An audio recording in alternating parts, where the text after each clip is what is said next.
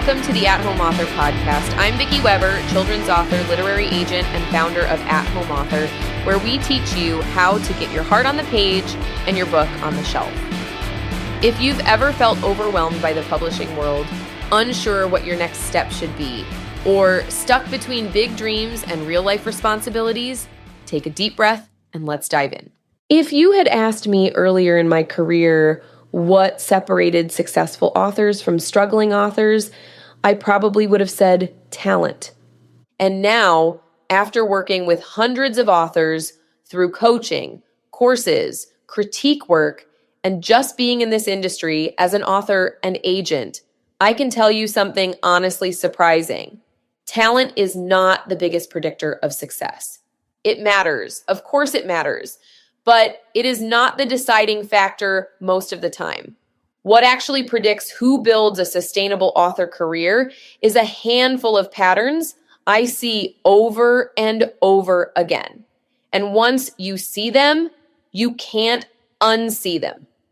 So today I want to talk about what I've learned, not from theory, not from internet advice, but from watching real authors try to build real careers. And if you're listening, I want you to see where you fall, not in a judgment way, in a this is fixable and actionable way, because almost everything I'm going to talk about today is learnable. One of the biggest patterns I see in authors who succeed is that they are willing to stay beginners longer than they want to. This is hard because publishing culture makes you feel like you should be there already. You finish a manuscript and your brain goes, okay, now I should be querying. Now I should be publishing. Now I should be launching. But the authors who build long careers are the ones who stay in learning mode longer than is comfortable. They workshop longer. They revise deeper. They study the market instead of avoiding it. They ask for feedback before they feel emotionally ready to hear it. And I know that's hard because feedback can feel personal. Revisions can feel like failure. But the authors who treat writing like a skill they are constantly sharpening, those are the ones who compound over time. Another huge pattern. Successful authors are decision makers. They don't wait for permission forever. They research, they ask questions, they gather information, but eventually they decide and move forward. Struggling authors often live in permanent maybe mode. Maybe I should query. Maybe I should self-publish. Maybe I should wait until my platform is bigger. Maybe I should rewrite this one more time. And sometimes caution is smart, but indefinite hesitation kills momentum. Successful authors understand something really important. You will never have perfect information. At some point, you have to move forward anyway. Another one, and this one is big, is that successful authors are emotionally resilient, not unbothered, not confident all the time, not immune to rejection, resilient. They get bad feedback and spiral for a day and then come back to the work. They get rejections and doubt themselves and then submit again.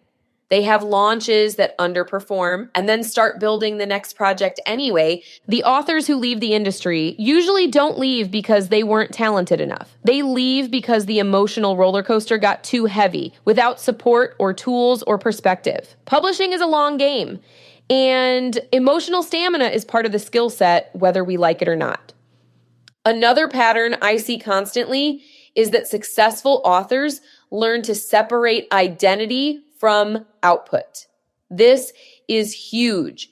If every manuscript is proof of whether I'm good enough, you will burn out fast.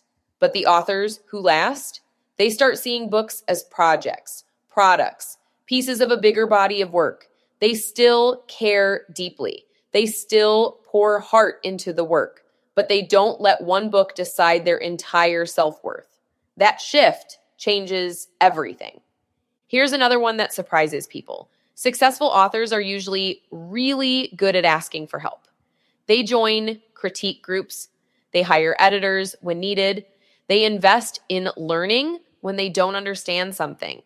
They ask other authors how things work instead of guessing for years.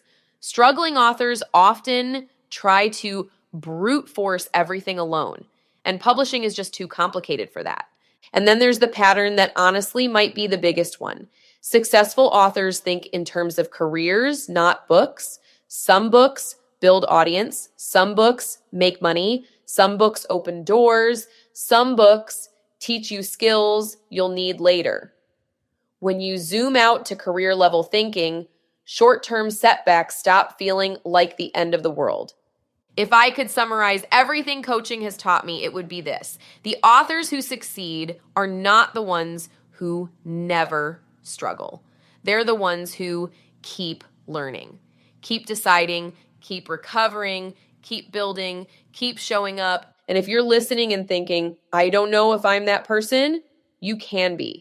None of this is fixed personality. None of this is talent lottery. These are skills, mindsets, habits, support structures, and you can build all of those.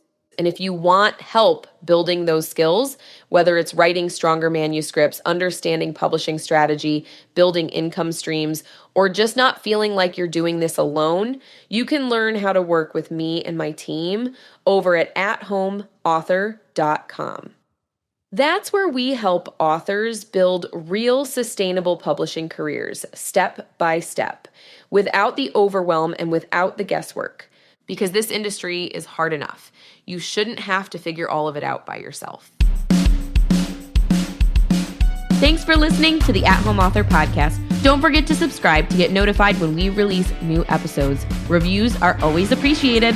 For more helpful content on getting your book published or successfully marketed, visit athomeauthor.com for all of our resources. See you next time.